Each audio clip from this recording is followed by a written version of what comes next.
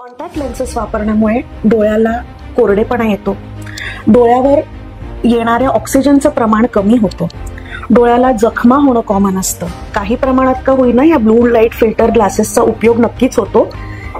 आम्ही नेत्ररोग तज्ज्ञ सुद्धा आजकाल स्क्रीन टाइम ज्यांचा जास्ती असतो अशा प्रोफेशनल्सला आम्ही रेकमेंड डेफिनेटली करतो. आमच्या मेडिकल टर्मिनॉलॉजीमध्ये एक कम्प्युटर व्हिजन सिंड्रोम नावाचा एक नवीन एंटिटी ऍड झाली आहे या एक्सेसिव्ह स्क्रीन टाइम जे आपण म्हणतो त्याच्यामुळे.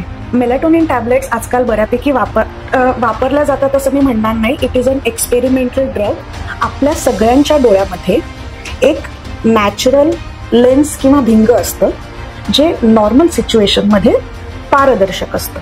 ते पारदर्शक असल्यामुळे डोळ्याच्या आतमध्ये लाईट जातो, डोळ्याच्या पडद्यावर आणि नसावर तो पडतो आणि म्हणून आपल्याला दिसतं.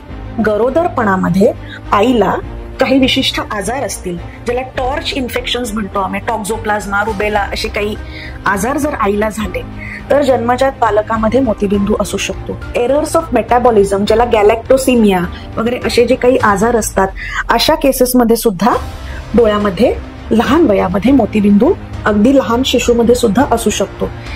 Cornea distribution system of Maharashtra CDSM हे एक ऑनलाईन पोर्टल आहे की ज्याच्यामध्ये नेत्रदान झालेल्या प्रत्येक पेशंटची माहिती पटकन अपलोड होते.